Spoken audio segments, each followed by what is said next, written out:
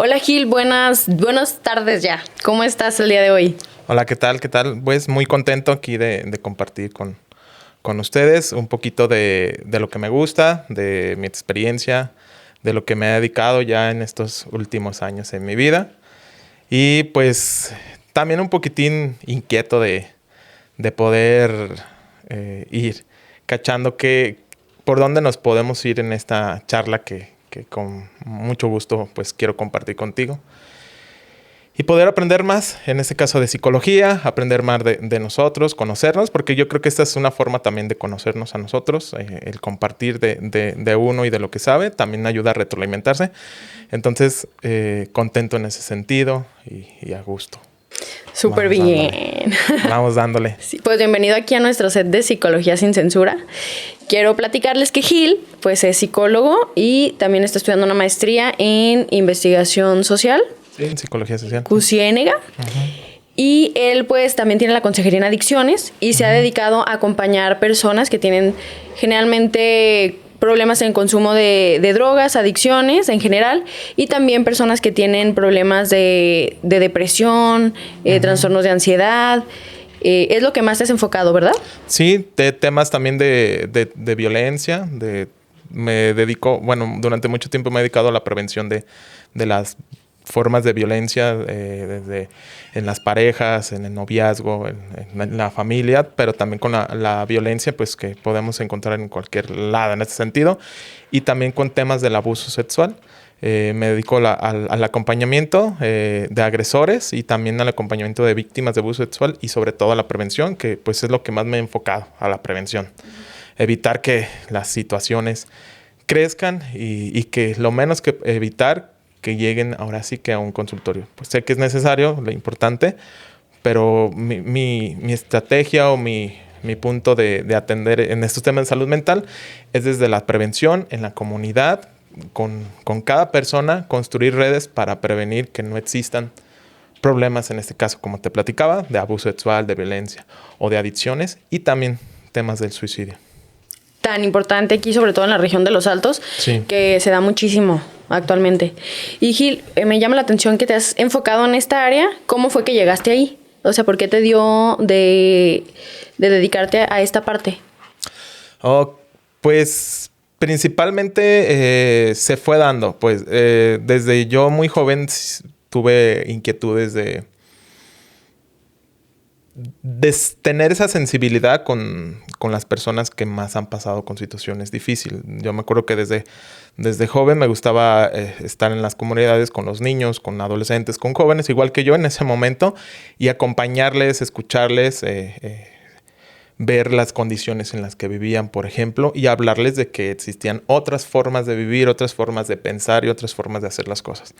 Pienso que desde ahí, y ya conforme fui aterrizando o encaminándome a la decisión de estudiar psicología, pues ya dentro de la carrera, los temas que más me llamaban la atención o que más me motivaban era el poder construir, transformar las condiciones sociales, ¿va? A través de prevenir cuestiones como violencia, como adicciones, como el suicidio. Entonces, tuve la fortuna de estudiar en una universidad muy sensible a estos temas, y ahora sí que por azares del destino, inicié a trabajar en un área del gobierno municipal que se llama actualmente prevención social. En esa época era prevención delito. Y pues fue de salir luego de la universidad a enfrentarme, a toparme con esta realidad pues muy cañona, se puede decir, difícil, que te confronta, porque de alguna manera no puedo decir que soy un privilegiado en muchos sentidos, pero sí se me ha cuidado, pues he vivido en una familia donde se me ha cuidado, donde se me protegió, tenía redes que me cuidaban de situaciones muy difíciles, pero el darme cuenta que otras personas que no habían tenido esos privilegios, por ejemplo, de que vivían en situaciones de pobreza muy difícil, y que eso se le agregaba situaciones de violencia y situaciones de salud mental, depresión, ansiedad, pues para mí fue un choque muy duro.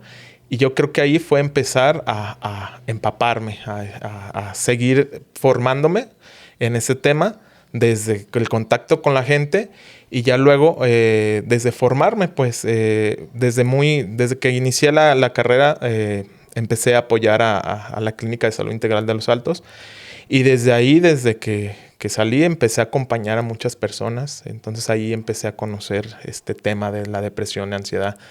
Me enfoqué o me invitaron a seguir trabajando y participando en temas de abuso sexual, por ejemplo, de la prevención desde la iglesia en contexto así.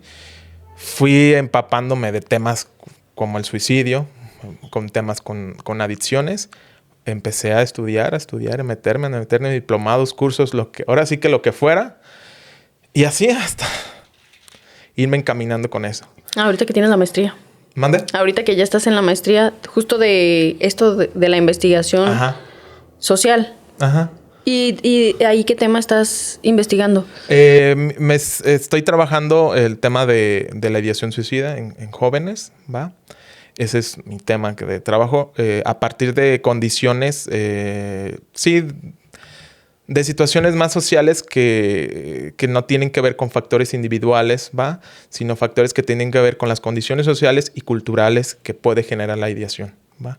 Entonces, es algo que hay investigación, pero aquí en la región de Los Altos, casi la mayoría de las investigaciones se enfocan a cuáles son los factores de riesgo y protección de las personas que quieren suicidarse y dejan como mucho la responsabilidad. Tú como persona pues te tienes que cuidar y tienes que cuidar no caer en estos factores de riesgo. Pero creo que es importante ir más allá y darnos cuenta que a veces las condiciones sociales, las condiciones de la cultura pues influyen mucho en nuestra salud mental, aunque queramos a lo mejor evitarlo, no reconocerlo, sí influye mucho. Entonces, por eso también es una parte de lo que me he orillado a enfrentar. Algo importante que quería compartirte. Cuando yo empecé a trabajar estos temas, yo pensé que esto era lo normal de un psicólogo. No sé si me voy a entender. O sea, yo pensé que los psicólogos nos debíamos enfrentar a cuestionar las condiciones sociales de las personas, a acompañarles a personas muy vulnerables, o sea, casos a veces muy extremos, hablando de suicidio, por ejemplo. Y yo creí que era normal, pero me fui dando cuenta que no, que la mayoría de los psicólogos no trabajan esto. La mayoría de los psicólogos, con todo respeto, a veces es trabajar más cómodo en un consultorio y esperar a que las personas lleguen, ¿va? Yo me di cuenta que éramos pocos los psicólogos que íbamos en la calle, pues, trabajando en la calle, estos temas de salud mental. Y me di cuenta que también era muy vulnerable al trabajar en estos temas, o sea, es desgastante. Y este mismo caminito te ayuda a aprender a cómo ser más sensible también con estos temas y poder cuidarte y cuidar a los demás. Entonces, creo que esa es parte de lo que ha sido mi camino, de lo que me ha orillado a esto. Yo que soy creyente también creo que tiene que ver un poco con esta misión en este sentido espiritual de ir con los que más sufren, ir con los que están ahora sí que a la orilla social y acompañarles y decirles que también valen y que también es importante que ellos cuiden su salud mental, entendiendo pues las condiciones, porque a veces es muy difícil poder brindarles ese apoyo. Qué bonito que pienses de esa manera, porque exactamente no todos los psicólogos abordan estos temas. Uh-huh. Me ha tocado escuchar que, por ejemplo, el tema de las adicciones es muy complicado, o los temas ya del suicidio, ejemplo. Entonces hay algunos que no quieren dedicarse como a estas áreas. Y también la parte de la vocación que tienes, porque uh-huh. pues se ve que te gusta mucho lo que haces y que pues tenemos mucho para aprender de ti el día de hoy, sobre todo en los temas que quisiera que nos explicaras, que son sobre la ansiedad y la depresión el día de hoy, que actualmente pues son de los temas más comunes a nivel mundial. Ejemplo, la ansiedad es el trastorno, yo creo, más común ahorita actualmente a nivel mundial, y podemos verlo desde los niños, adolescentes, o sea, no respeta edades, en todo mundo. Así es, sí. Yo, por ejemplo, antes de la pandemia, yo con el círculo de amigos y compañeros con los que reflexionábamos, generalmente, no sé si nosotros mismos nos atraemos, pero mi círculo de amigos hablamos de cosas así, cuestiones que la mayoría, me imagino, bueno, esto ya es mío, de mi cosecha, no lo hacen. Yo creo que hablan de otras cosas, porque yo también cuando he convivido con otras personas no me siento tan cómodo. Entonces, con los amigos haciendo estas reflexiones, decíamos que la futura pandemia, antes de que llegara el COVID, nosotros no sabíamos nada de eso, iba a ser cuestiones de salud mental, ansiedad y depresión. O sea, los datos, los casos ya iban para allá. Por cuestiones psicosociales, en ese sentido, por cuestiones ya más sobre salud, diferentes enfermedades que estaban provocando, por cuestiones económicas. Entonces, yo y los compañeros ya lo íbamos notando, pues, porque también eran muchos los casos que nos llegaban. Pasa la pandemia y esto hace que explote. O sea, lo que a lo mejor iba a ser en 10, 20 años, se adelantó en unos cuantos años, porque la pandemia aceleró todo esto, sobre todo de la ansiedad. Antes en Tepa podíamos decir que eran número 1 en cuestiones de depresión, ¿va? O sea, había muchos casos de depresión. Ahora creo que la ansiedad, pues ahí se están dando duro en ese sentido y ha crecido esta situación. Y a mí un punto de lo que me preocupa y también de alguna manera me ocupa es tratar de desmentir aquellas pues mitos, aquellas ideas que se tiene sobre la ansiedad, sobre todo la depresión. Porque hay muchos charlatanes que se aprovechan en ese sentido o buscan muchas alternativas a atenderse que en vez de ayudar el problema lo único que hace es agrandarlo. Entonces creo que es importante estar consciente de esto y de buscar ver la ansiedad y la depresión de una forma más, se puede decir, científica, de una forma que beneficie a las personas y que no sea tanto de lucro en ese sentido, porque también he visto mucho que se aprovecha de la vulnerabilidad de las personas. Gil, ¿nos puedes decir algunos mitos de esos que tú dices? Porque me llama mucho la atención y veo que también es importante que abordemos los temas, como bien lo dijiste, desde la evidencia científica y no nada más porque yo pienso, porque yo creo, o un curso. Como bien lo dices, hay muchas personas que están desinformando más bien a las personas y vendiendo cursos, vendiendo información que al final les perjudica, como lo dices. Entonces, ¿cuáles mitos nos puedes decir que hay alrededor de la ansiedad o de la depresión? Sí, mira, yo creo que uno de los mitos o de las visiones en lo que se toma la ansiedad es bueno, a ver si puedo pronunciar bien. Patolizar. Bueno, verlo como si todas las cuestiones de ansiedad fueran una enfermedad mental o un trastorno. Una patología, eso, ahí está. Y no, yo creo que ese es un mito. La ansiedad técnicamente es una condición natural de vida, ¿va? La ansiedad te ayuda a sobrevivir. Es como un miedo que te ayuda bueno, en sí es miedo que te ayuda a vivir. Técnicamente, si no tuviéramos el miedo ni la ansiedad, lo más probable es que ya hubiéramos muerto por algún peligro ahí que nos hubiéramos expuesto. Entonces, ¿cómo dijiste? ¿La patología? Sí, tener que todo es una enfermedad. O sea, si yo tengo ansiedad, ya estoy enfermo. Yo creo que ese es un problema porque entonces, ¿qué queremos hacerlo? Buscar soluciones mágicas y rápidas para solucionar mi problema. Se abusa de la psiquiatría en ese sentido, del medicamento, o se busca otras alternativas que a lo mejor sí son unas alternativas que te ayudan a tu salud mental, pero no atienden el verdadero problema de la ansiedad. Y lo único que hacen es darte un placebo para sentirte bien por un momento, pero el problema sigue ahí. Entonces creo que ese es uno de los males que nos suceden, el ver a la ansiedad como si fuera completamente una patología, una enfermedad. Ay, así lo dije bien. Una patología, una enfermedad en ese sentido. Yo creo que ese es uno de los mitos. Otro tiene que ver con echarle ganas y que también tiene que ver mucho con la depresión. Es que no le echa ganas, es que está nervioso, es que pobrecito y no se trata de eso. En verdad, la ansiedad es, ¿cómo te diré? Pues de alguna manera hace que seamos disfuncionales en nuestro día a día. En verdad hace que no podamos hacer ciertas actividades mínimas. Pues en realidad hay personas muy ansiosas que les afecta hasta situaciones tan sencillas como poder ir a buscar un trabajo o trabajar en ese sentido. Entonces, es un abanico muy grande en este sentido, hablar de ansiedad y por lo tanto es importante informarnos y darnos cuenta y aprender a vivir también con estas situaciones. ¿Cómo podemos diferenciar si tenemos ansiedad funcional a diferenciar si tenemos ya una patología, algún trastorno de ansiedad, por ejemplo? Okay. ¿Cómo podemos diferenciarlo para darnos cuenta? Ok, vamos como lo básico.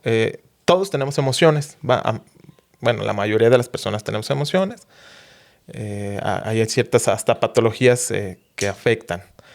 Pero en sí, las emociones es algo natural, las compartimos con los animales. Entonces, estas emociones le dan condimento a la vida, nos ayudan a vivir y a sobrevivir, ¿verdad? Yo les digo a mis pacientes es como si fuera una montaña rusa que nos hace disfrutar de la vida en ese punto o aprender de la vida. Entonces, dentro de esas emociones está el miedo, ¿va? El miedo es una reacción natural ante un peligro, ¿sale? El miedo es esa alerta, esa alarma que te dice aguas, no le metas la mano ahí, aguas, no te vayas a aventar, aguas, ten cuidado con la orillita, aguas, no toques ese animal extraño, puede ser peligroso.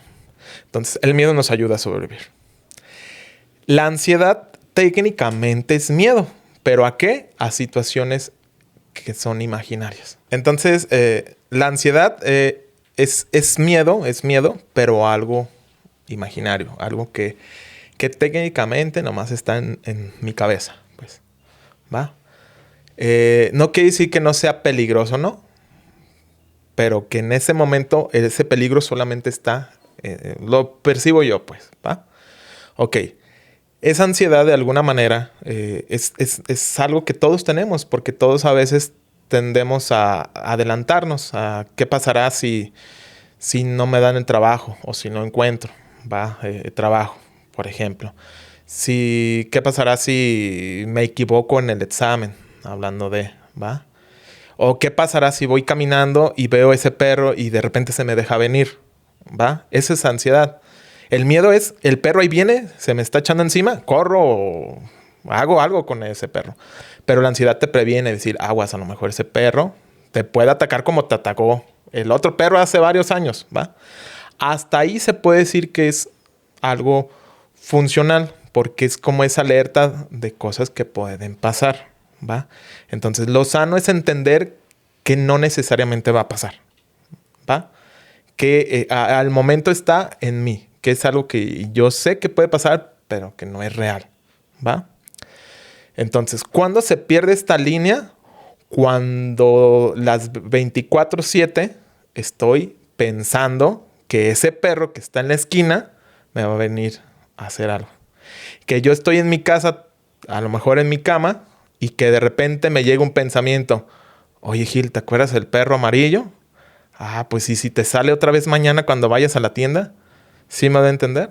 Y ya en vez de descansar, que en teoría es ya estoy en la cama para dormir, no, ya empiezo a darle vueltas y vueltas y vueltas, que el perro amarillo me va a atacar mañana cuando vaya a la tienda por X o Y cosas. ¿Sí me va a entender? Ahí ya estamos hablando que la ansiedad empezó a ser una trampa o empezó a ser disfuncional, ¿va? Ahora, agrégale que esta ansiedad empieza a ser ya no solamente sobre el perro, sino sobre ahora, sí, ¿qué pasa si bajo las escaleras y me tropiezo? ¿Qué pasa si me subo al coche y choco?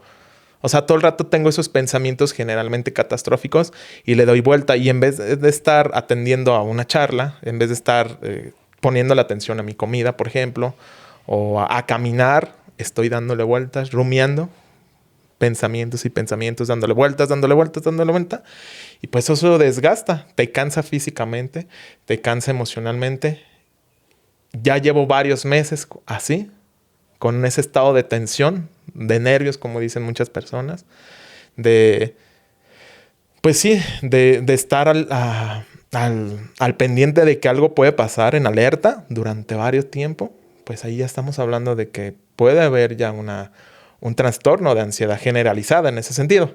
O específico si es una fobia, una fobia a estar con muchas personas, una fobia a ciertos animales, a estar en las alturas, por ejemplo, a hablar en público o estar donde hay mucha gente, pues eso también es ansiedad. una fobia social, por ejemplo, hablando de donde hay mucha gente, o agorafobia.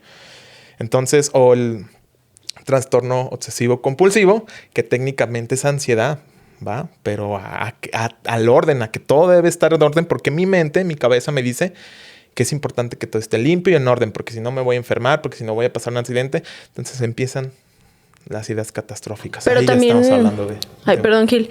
También, por ejemplo, el trastorno obsesivo compulsivo puede ser no nada más a que esté en orden y limpio todo, ¿no? Pueden ser esta compulsión, esta obsesión por otras cosas. Ejemplo, por el trabajo. Por ejemplo. O, por ejemplo, hacer ejercicio. O esta compulsión por...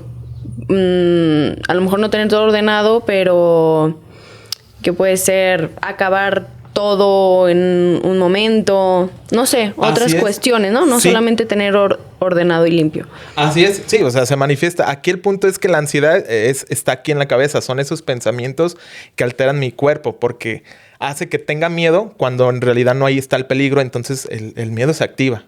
Entonces yo estoy bajo un estado de miedo. La compulsión ya radica cuando yo, para ya no sentir esto en mi cuerpo y no tener este pensamiento, hago algo y que psicológicamente hace que me sienta más tranquilo. Como aquellas personas que limpian todo, porque mi mente me dice que hay que estar todo limpio, porque si no me asusto me voy a enfermar. Entonces al limpiar ya hago una compulsión, una conducta compulsiva y pues todo el rato estoy en estado de ansiedad en ese sentido, pero quiero limpiarlo y hago esa conducta para sentirme más relajado. Por eso cuando alguien está muy ansioso, a veces tiende a comer. Ahí está una compulsión, porque el comer, en teoría, le relaja, bueno, a la persona. Por ejemplo, en mi caso, yo también suelo ser ansioso. Mis pensamientos se me vuelan y me pierdo ahí. Entonces, yo detecto cuando estoy ansioso, cuando también tengo como mucha disque hambre, pero en realidad nada más ando buscando comida, pues sé que es porque estoy inquieto, porque estoy ansioso.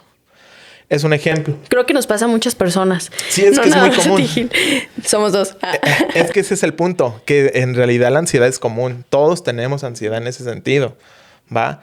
Si yo empiezo a conocerme, empiezo a entender cómo funciona mi cerebro o mi mente en ese sentido, puedo darme cuenta, pues simplemente es ansiedad. No pasa nada. No me voy a morir por esto que estoy pensando, por ejemplo. Es ansiedad.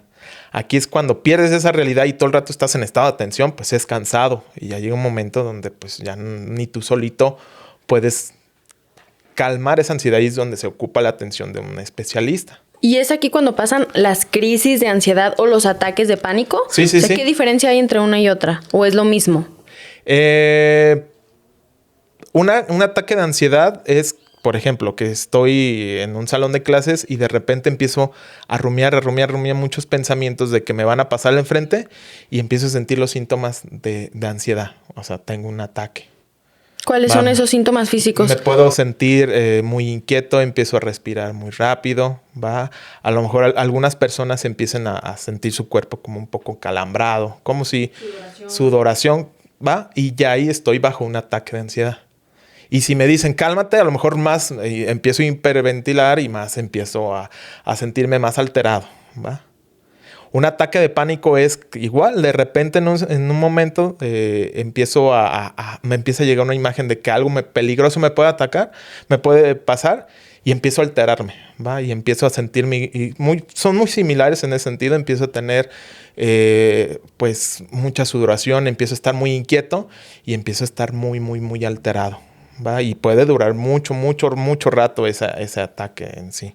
Hace poquito, quiero compartirte, Gil, Te escucho. que me di cuenta de un ataque de... Ahorita tú me dices si fue de pánico o ansiedad.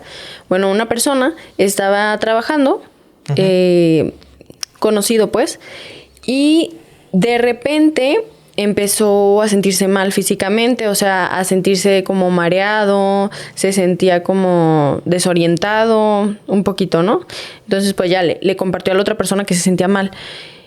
Pero pues nada más es como que respira, tranquilo y así, ¿no? Y pasaron, no sé, 5 o 10 minutos y entonces, haz de cuenta como que se desmayó, ya no podía respirar, incluso sus manos empezaron como a torcer sus dedos y todo. Y pues la otra persona que estaba ahí obviamente le habló pues a la ambulancia, ¿no? Porque dijo, no, o sea, algo le va a pasar, se puede un infarto o algo, no sé, porque no sabíamos o no sabía él qué era lo que tenía pues su compañero, ¿no? Entonces, bueno, ya le habló a la ambulancia y pues llegó la ambulancia y resulta que solamente era ansiedad, o sea, lo hicieron que respirara y que respirara y que respirara y tranquilo y tranquilo. Y así fue como mejoró. Y pues duró mucho rato para volver a su estado normal. O sea, pasaron horas. Pero ya no estaba como en ese estado crítico porque en realidad... De crisis. Sí. Entonces, ¿hasta qué punto te puede llevar la ansiedad, no? Sí, ahí estamos hablando de crisis. O sea, una cosa es darme cuenta que la ansiedad es algo natural en ese sentido y que yo puedo estar ansioso y no notarse. Por ejemplo, en este momento yo puedo estar aquí dándole vueltas a mi cabeza y va fluyendo la cosa. Pero cuando hay estas crisis, pues aquí el punto es que sucede que yo siento que estoy perdiendo el control y llega un momento donde en verdad ya perdí el control. ¿Y podría llegar a tener un infarto? No necesariamente, o sea, no, en realidad no, porque es parte de la ansiedad.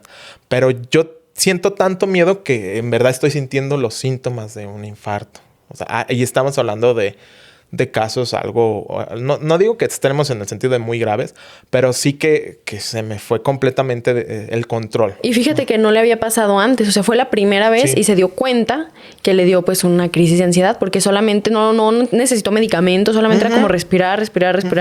Así es. Y ya después nos compartió y pues se dio cuenta que tiene ansiedad. Generalmente nos empezamos a dar cuenta cuando tenemos ciertos ataques de ansiedad, así. O a veces pensamos que es porque estoy muy inquieto, pero en realidad estoy bajo mucha ansiedad, ¿va? Y se detona porque aquí el punto es sentir que ya no tengo el control de nada, de lo que está pasando, ni siquiera de mi cuerpo. Imagínate en ese sentido. Ni siquiera de mi cuerpo, y es donde empezamos a perdernos, y a veces hay personas que se desmayan, hay personas que, pues como dices, que se engarrotan, no sé. Va a depender de cada situación. El estrés también influye mucho. Si estoy bajo mucho estrés, pues hace que la ansiedad sea más grande, ¿verdad? Es lo que te quería decir. ¿Qué nos detona esta ansiedad, un trastorno de ansiedad, crisis de ansiedad? ¿Qué puede detonarlo? El estrés, como bien lo dijiste. Pueden ser muchas cosas. Dormir mal, comer mal. Hay que empezar con la química. Ok. Bueno, parte del tratamiento es empezar con la química. ¿Qué tiene que ver la química? Pues ver que nuestro sistema nervioso, generalmente con la ansiedad, pues está hipertenso en ese sentido, muy sensible. Entonces se altera y ¿qué hace? Que no dormamos bien, no estemos comiendo bien, no estemos descansando, no sé. Entonces, si yo tengo una vida muy sedentaria, o sea, que casi no hago ejercicio, bajo mucho estrés, mi alimentación está llena de comida, mucha grasa, por ejemplo, mucha sal o mucho dulce. Mi comida no es nada sana. No estoy durmiendo nada bien porque es como un círculo vicioso. O sea, una cosa lleva a otra y es donde hace que esté más sensible a que me den crisis ansiosas en ese sentido. ¿Va? Entonces son muchos factores que se van sumando hasta que algo lo puede detonar. Y ese algo puede ser cualquier cosa. Como por ejemplo que ves, estás viendo la televisión y simplemente pasó una escena donde te recordó algo y ahí detonó. ¿Va? O simplemente vas caminando y alguien te contesta de una forma que tú lo notas muy hiriente y ahí detonó. O sea, ya cuando se llenó el vasito, ya cualquier cosa lo puede detonar. Sí, cualquier cosa. Pero estamos hablando de que ya llevaba muchas alertitas, muchas situaciones. O sea, mi estilo de vida no era el adecuado. Entonces, ya cualquier cosita puede hacer que, pum, se detone. Y es curioso porque entonces dice, ay, ni es para tanto. Ay, qué exagerada, si nomás fue esto.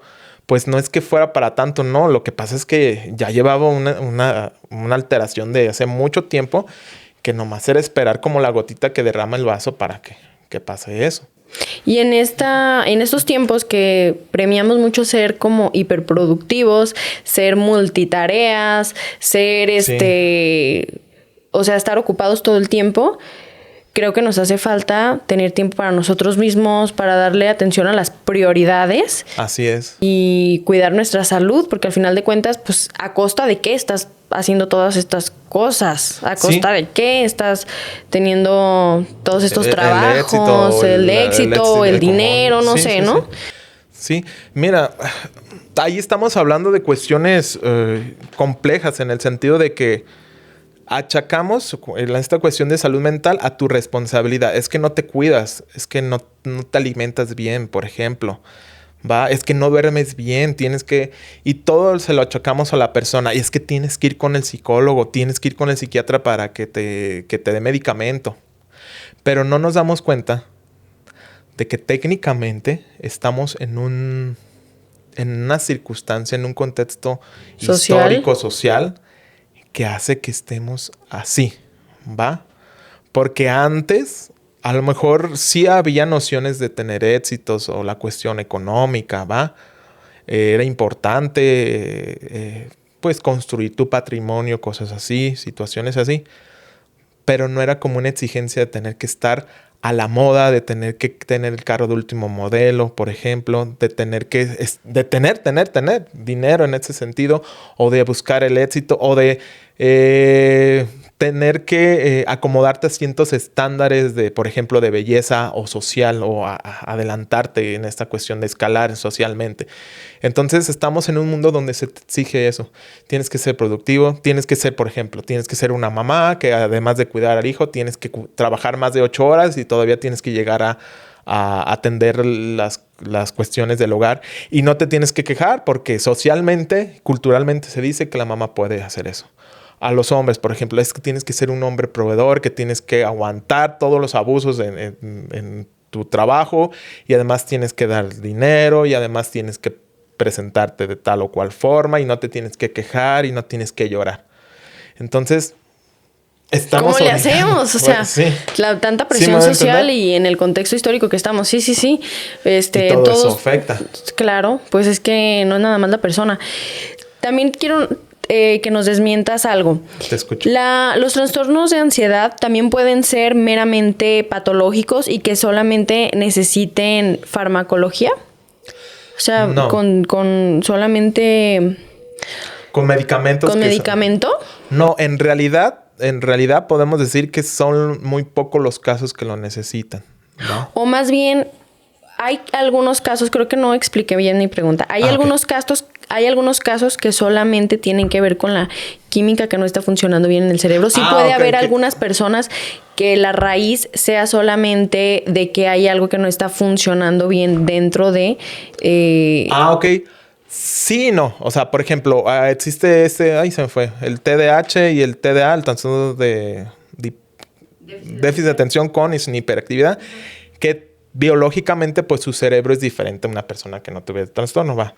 Entonces funciona diferente y por lo tanto estas personas suelen ser muy ansiosos y sí es importante la atención con algún medicamento para poderles ayudarle, ¿va? Porque la ansiedad ya sobresale en ese sentido y su cerebro sí es diferente. Entonces podemos decir que en esos casos, con sus asegúnes, porque nada es determinante, podemos decir que sí hay una relación, pero en la mayoría de las personas podemos decir que no, ¿va? Las mismas condiciones de vida son las que modifican la estructura y el funcionamiento del cerebro. Y eso a la larga hace que el cerebro afecte tu conducta y tu pensamiento. Y así me meto en un círculo vicioso. No sé si me voy a entender. ¿Va? Porque, o sea, yo puedo nacer con un cerebro, o sea, voy a poner entre comillas normal y así todo chido, pero sin... mi nazco o mi contexto donde nací es un contexto de mucha pobreza, de mucho estrés, estoy expuesto a violencia, por ejemplo, a condiciones sociales muy deplorables o a abandono de parte de mis padres cuando era pequeño, pues hace que mi cerebro de alguna manera fue modificado por el entorno y que pueda desarrollar ansiedad. O viceversa, ¿no? Que naces en una situación donde se exige mucho, un círculo muy perfeccionista, quizás en un contexto donde tienes que ser así para que sea aceptada la clase social, no sé, ¿no? Así también es. El otro extremo también de la moneda, sí. ¿No? Además, la ansiedad es aprendida. O sea, yo aprendo a ser ansioso viendo... Si mis papás eran ansiosos, lo más probable es que yo también lo sea. ¿Sí me van a entender? Porque son conductas que yo puedo ir aprendiendo.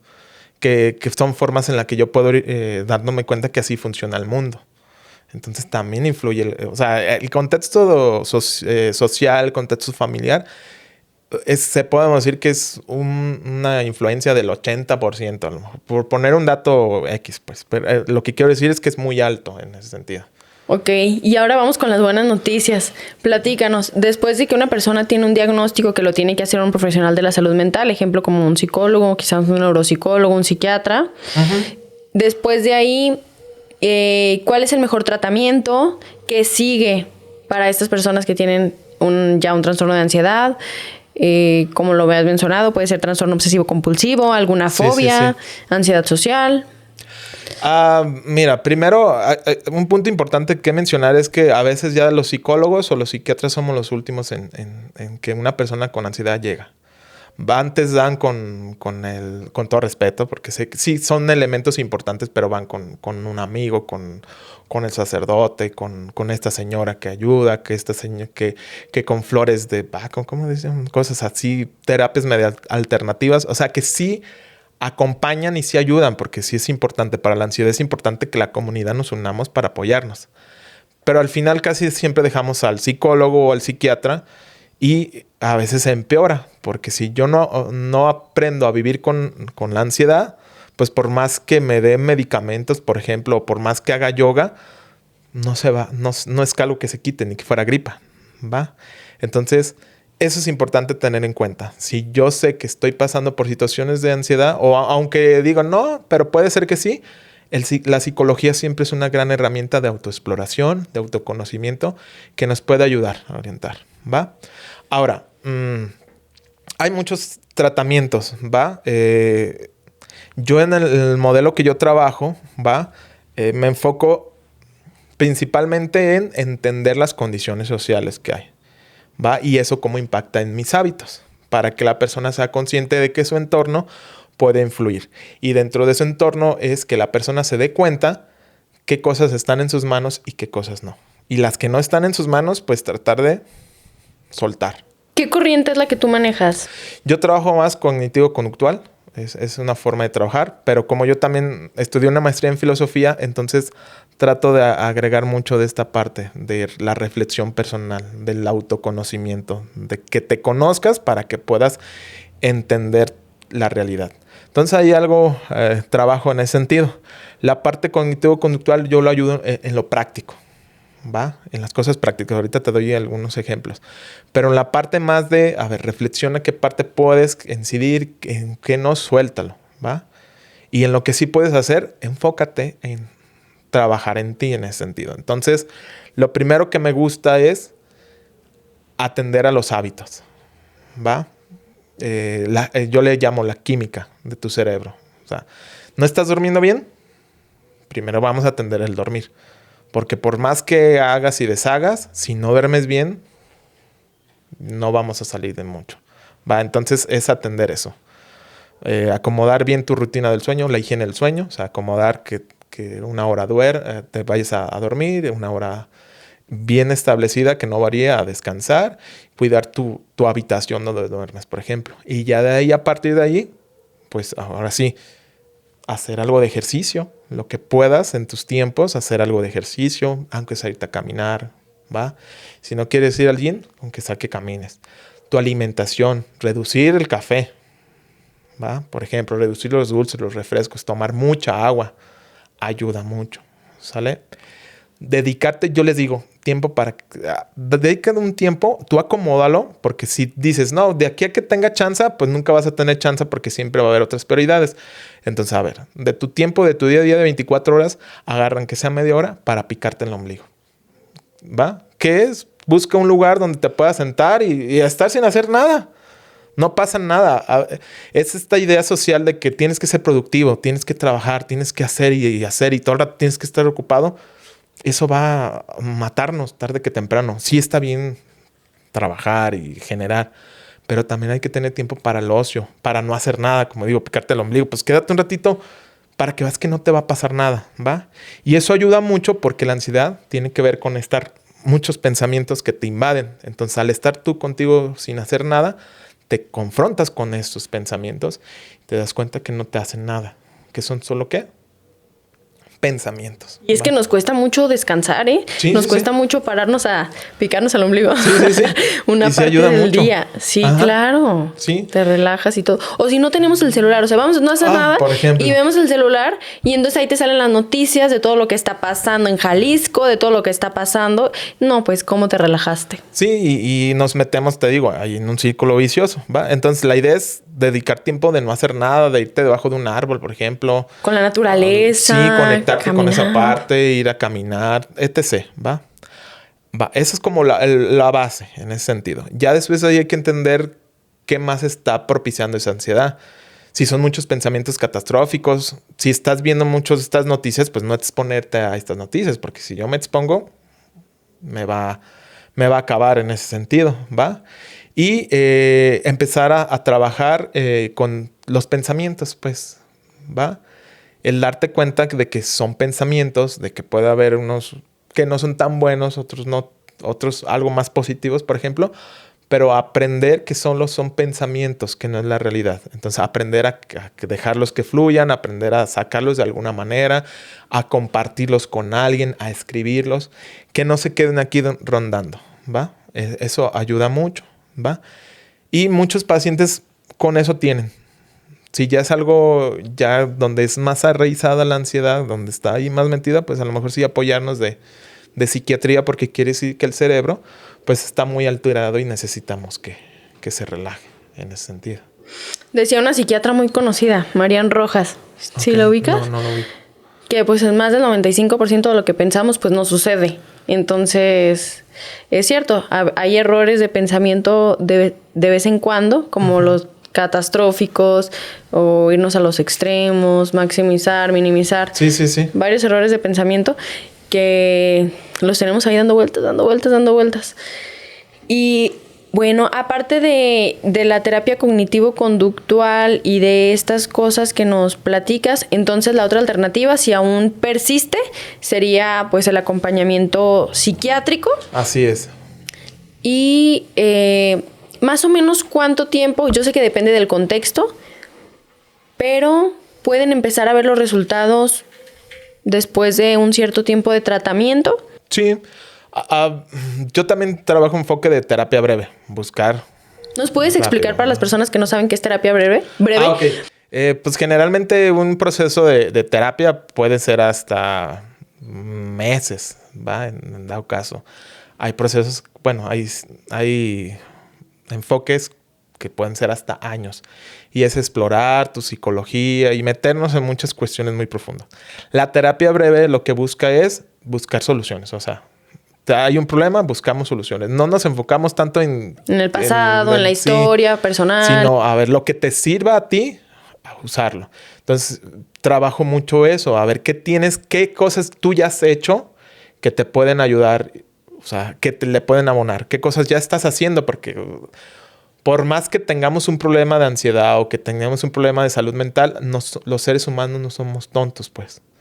Somos muy inteligentes y de alguna manera compensamos y sabemos cómo hacerle. Entonces, es nomás en la terapia, en el proceso de terapia, rescatar esos elementos que ya la persona ya hace por sí solita. O sea, no es como que yo como psicólogo tengo que decirle. Yo ahí en ese momento soy un instrumento, una guía.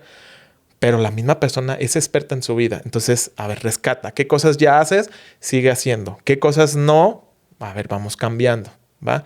Entonces, en un proceso de terapia, creo que se busca en eso, en soluciones. Si esto te ayuda, ya lo has hecho, a ver, vamos a aplicarlo otra vez. Si no, buscamos otras estrategias, pero lo que ya te ha funcionado, vamos a aplicarlo, ¿va? ¿Y como cuánto tiempo dura entonces esta terapia breve? Pues una terapia breve Bueno, puede ser de 10 sesiones como máximo. O sea, hay personas que en un mes, 4 sesiones ya resuelven. Hay personas que ya se tardan más. Si ya hablamos de que en 10 sesiones no resuelve la persona, tal vez ya ocupamos apoyo de psiquiatría, por ejemplo. También me gustaría mencionar, Gil, que a veces la ansiedad no solamente es el problema, sino que se presentan otra patología. Sí, Entonces, sí. también es buscar, ¿no? Saber. No van solitas. Yo siempre digo que van acompañadas. Por ejemplo, la depresión y la ansiedad son como amiguitos ahí muy unidos que van mucho de la mano. Entonces, a veces también tienes que priorizar con la persona que estás acompañando. A ver, ¿por dónde nos vamos primero? ¿Qué objetivo te pones? O sea, ¿Quieres que primero atendamos esta parte de la ansiedad o quieres que primero atendamos la depresión? Porque el detalle en esto es que a veces hay mucha ideación en ese sentido también, ¿va? De pensamientos de muerte, cosas así, pensamientos de atentarse con la propia vida. Entonces también hay que atender eso. Hay que ver todas esas situaciones. Ningún paciente va a ser el mismo en ese sentido. Entonces, lo que a un paciente con ansiedad le está funcionando, simplemente lo que ocupaba era dormir, trabajar su higiene del sueño y con eso ya lo demás se fue acomodando. Hay otros pacientes que no, que tienes que rascarle por otros lados y ir viendo que sí le va funcionando y que no le va funcionando. Oye, Gil, otra Te cosa escucho. que me parece sumamente importante es que ahora hay más niños y adolescentes con ansiedad. Uh-huh. ¿Nos puedes platicar acerca de eso? O sea, ¿cómo les podemos ayudar y también a qué se debe?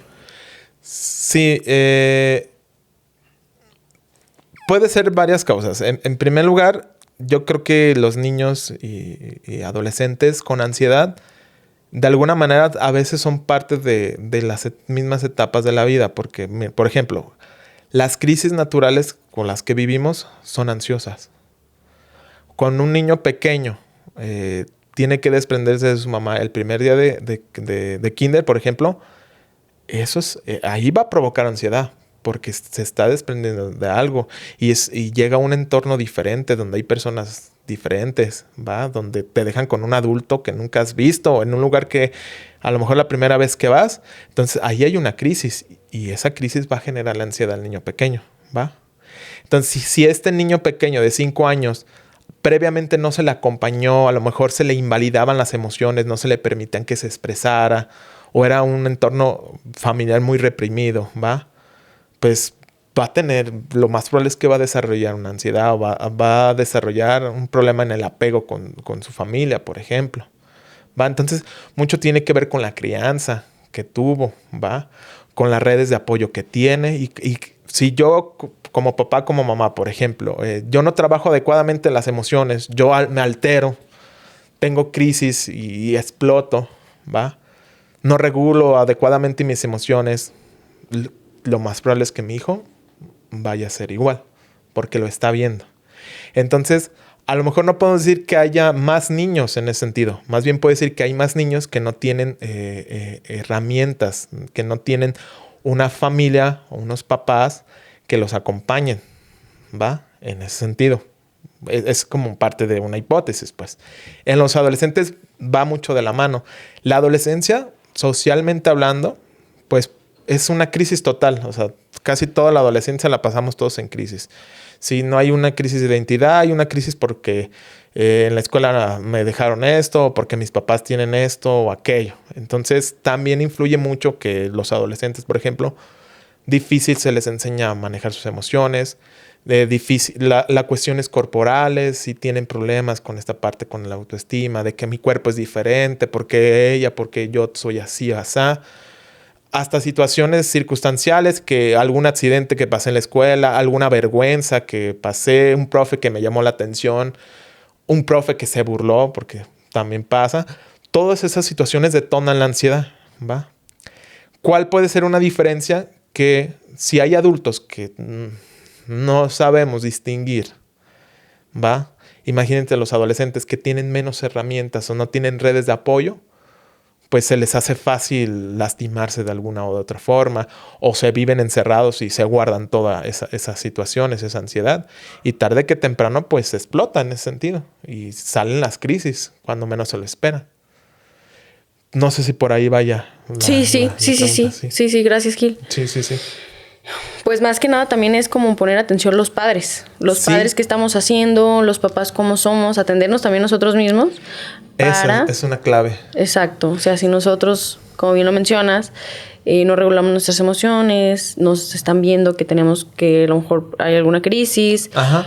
El entorno, pues va a ser la mejor forma de ayudarlos. O sea, cambiando todas estas cosas. Sí, yo como papá, bueno, como adulto, aquí voy a incluir a todos los adultos, no solamente a los papás. Si yo como adulto soy coherente conmigo, y con los demás en ese sentido, soy respetuoso con las emociones de los demás y también con las mías, ¿va? Yo mismo me cuestiono, soy empático, soy sensible, pues voy a generar un entorno que también tenga eso. Y entonces los jóvenes o los niños que estén cerca de mí también van a recibir eso. En cambio, si soy un adulto que estoy malhumorado, que no me interesan los demás, soy muy insensible en ese sentido, soy poco empático, no regulo mis emociones o soy muy egoísta en ese sentido, pues eso mismo voy a evitar que los chicos o aprendan eso de mí o evitar que los chicos me tengan como un adulto en quien confiar en este sentido. Entonces todo eso va a influir. Por eso te digo, la salud mental no es una situación individual, ¿verdad? Sino es una situación comunitaria. Si yo vivo en una comunidad donde se me acoge, donde se me acompaña, donde se me escucha, donde se me atiende, pues no voy a, por más ansiedad que tengan, no va a pasar más de saber que tengo muchos pensamientos en ese sentido. O que si tengo algún problema ya más patológico, saber que se me va a incluir socialmente, no se me va a excluir. En cambio, si vivo en una sociedad muy prejuiciosa, muy de tabús, de este tema no se habla, porque aguas, va. De discriminar o señalar, por ejemplo. Una sociedad muy violenta, va. Donde arreglo los problemas a partir de cuestiones emocionales, de explotar, por ejemplo. Pues lo más probable es que la salud mental de todos los miembros de esa sociedad va a estar muy deteriorada en ese sentido. Por eso la importancia de crear conciencia e ir poco a poco con las demás personas, porque al final convivimos con más personas. Sí, entonces, que esté bien uno, que otra persona vaya sanando, siendo mejor persona, generando conciencia. Nos vamos ayudando todos. Sí, nos ayudamos, nos acompañamos en ese sentido, ¿va? Saber que esto es algo colectivo, ¿va? Mira, por ejemplo, esas ideas mucho de individualistas, de que se mueran en la casa del vecino. En la mía, pues prefiero la del vecino, ¿va? El éxito solamente es mío y yo voy a lograr el éxito a coste de los demás, ¿va? Todo eso desgasta a la comunidad y tarde que temprano afecta en la salud mental, ¿va? Pensando de esa manera. Y técnicamente, bueno, ya estoy usando mucho esa palabra, soy consciente. En sí... pues tendemos a construir sociedades más así, más individualizadas. Entonces, ¿qué va a provocar? Pues yo, si tengo problemas de salud mental, pues yo cuido por mí y voy al médico, al psicólogo o al psiquiatra y ya. Pero eso no soluciona todo el problema porque las cosas siguen ahí. Ese es el punto. Sí. Pues ojalá seguir, te digo, o sea, llevando estos temas a más personas y que... No importa que sea de uno en uno, que la gente vaya tomando conciencia de la importancia para las futuras generaciones también. Sí, sí, sí. Porque bueno, yo ahora soy mamá y la verdad es que me estoy dando cuenta de muchas cosas que puedo empezar a hacer desde mi lugar y acompañando a las demás personas. Creo que haciendo cambios uno mismo, puedes hacer cambios en otras personas, desde el núcleo familiar, y vas generando como este efecto dominó, ¿no? Sí, sí, sí. Esa es una clave. La educación es también una de las claves, el educarnos en este tema de salud mental, en tema de emociones, pues es una de las claves importantes para salir adelante en ese sentido. Sí. Y pues, Gil, te escucho. Quisiera que nos mencionaras dónde te pueden encontrar, también las personas que quieran acompañamiento para algún problema de ansiedad, depresión o cualquier otra cuestión. ¿Cómo te pueden buscar? ¿Dónde pueden acercarse contigo? Claro, mira, yo ahorita junto con unas colegas fundamos una clínica, se llama Psique, Clínica en Salud Mental. Estamos por Marcelino Champagnán 226. Ahí me cuatropeo. Pues ahí yo atiendo en mi consultorio privado con las chicas, pero también apoyo en salud integral de Los Altos y estoy apoyando en el Instituto de la Juventud. En el Instituto de la Juventud es por las mañanas y es consulta gratuita, pues. Va orientado más a atender adolescentes y jóvenes, pero pues a nadie se le niega el servicio porque pues todos somos importantes en ese sentido. Entonces es, los espacios donde yo me desempeño en ese sentido.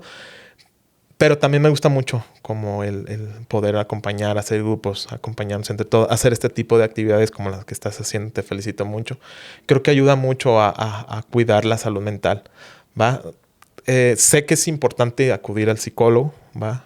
También en dado caso al psiquiatra, pero no lo es todo. O sea, hay otras formas de cuidarnos. Y esto que hacemos, que estás compartiendo con muchos otros profesionales, es una forma de cuidarnos, ¿va? De ayudarnos, de echarnos la mano. Entonces, seguir fomentando esto yo creo que es algo importante y buscar otras alternativas también puede ayudar. Pero si se necesita la consulta, pues ahí estoy en esa clínica con mucho gusto y pues también en el instituto. Y pues también está pues Salud Integral, que ahí he trabajado, bueno, apoyado de colaborador desde que salí de la carrera. Súper bien. Oye, qué padre que en el Instituto de la Juventud tienen consultas gratis. Quizás muchas personas no lo sabían. Y también lo que mencionábamos al principio de que las personas generalmente tienen este pensamiento de que algunas no van a terapia porque es muy costoso. Y la verdad, qué gusto que hay instituciones, hay lugares donde pueden recibir atención psicológica de manera gratuita y que ese no sea una limitante para recibir apoyo. Sí. Sí, eso ayuda mucho. Sí, hay que ser conscientes de que pues a veces la demanda es mucho y son pocos los compañeros que atienden en instituciones de públicas, pues. Pero hay muchas formas, como te dije, hay otras más formas de acompañarnos y de poder abonarle a la salud mental en ese sentido. Y nos dijiste Psique, ¿verdad? También lo Psique. pueden buscar en redes sociales. Sí, está como Psique, Clínica en Salud Mental. O también yo estoy en mi perfil como Gilberto Martín Velázquez. Ahí también. Súper bien. Y también con mucho gusto me pueden ahí mandar mensajitos. Me gusta mucho compartir preguntas así que tengan concretas. A veces sí tardo como en contestar para buscar, porque no quiero ser como a bote pronto. No, a veces la cura cuesta más caro. Entonces, no, también me pueden buscar haciendo preguntas y cosas así. A mí me gusta mucho apoyar en ese sentido. Muy bien, Gil. ¿Algún mensaje que les quieras dar a las personas que están pasando por esta situación? Ya sea ansiedad, depresión, algún mensaje para nuestros espectadores. Pues primero compartirles que es de alguna manera de personas valientes el pasar por eso, ¿va? De que también es algo pues natural que nos asusten, ¿va? Porque a lo mejor es más lo que nos asusta, decir, tengo ansiedad, ya voy a decir que estoy loco, que me van a llevar a esto, a aquel lado, me van a dar medicamento. No, es natural, o sea, es entender que somos seres humanos y que pasamos por eso todos en algún momento de nuestra vida. Yo he pasado por muchos momentos de crisis difíciles de ansiedad y eso que me he especializado en eso y no estoy exento, pues soy vulnerable, soy humano. Entonces, decirles eso, que es de valientes, que es algo natural y que permítanse acompañarse, ¿va? Lo peor que podemos hacer, y es lo que les digo a cada uno, es encerrarnos en nosotros mismos, creyendo que nosotros tenemos la solución o que ya pasará. A veces es importante también movernos, fluir. Y una forma de movernos, de fluir, es desde reconocer que a lo mejor esto se me está saliendo de las manos, ¿va? Entonces, no estamos solos, nadie está solo en ese sentido. Busquemos. Sé que hay personas que son medias egoístas, no sé, pues hay de todo. Si tenemos una mala experiencia con personas así que nos han lastimado, pues saber que no todas son así y que seguimos buscando, no cerrarnos en ese sentido, abrirnos y también acompañar a otros, ¿va? Algo que ayuda mucho es el darme cuenta que yo también puedo ayudar a algo. Yo también tengo un poder que puedo ayudar. No digo que soy un especialista y que voy a cambiar todo, pero el saber decirle a la otra persona, aquí estoy, te acompaño, te escucho, algo me quieres compartir, con eso ayuda mucho. Entonces decirle a esas personas que todos estamos en el mismo barco, ¿va? Y que pues todos podemos poner nuestro granito de arena en ese sentido. Muchas gracias, Gil. No, también quiero invitar a las personas que nos ven que se suscriban a nuestro canal, que nos ayuden a compartir, a personas que estén pasando por esto, que nos ayuden a compartir para llegar a más a más gente que Sí, a más necesita personas. ayuda. Y también agradecerte, Gil, que estás con nosotros el día de hoy. Aprendimos mucho sobre ti. Ojalá tenerte en algún otro episodio para que nos cuentes Claro. más sobre otros temas. Con gusto. Y muchísimas gracias por compartir tu tiempo. No, pues gracias a ustedes por invitarme y con gusto aquí estamos para apoyarnos. Gracias, gracias.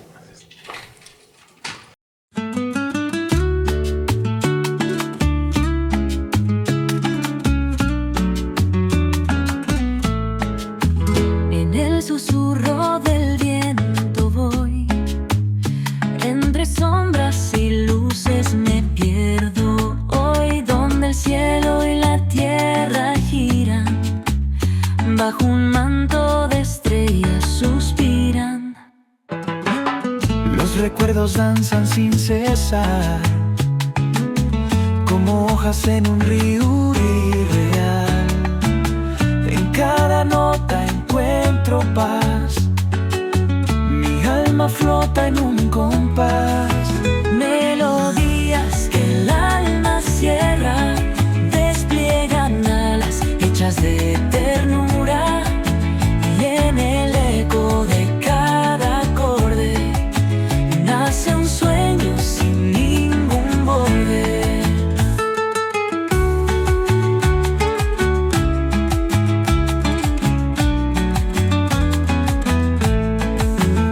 Acaricio la luna en clave, con mis dedos deshago la tarde. Armonías que el piano inspira, pintan mundos que nadie olvida. Son paisajes de un corazón, Son los versos de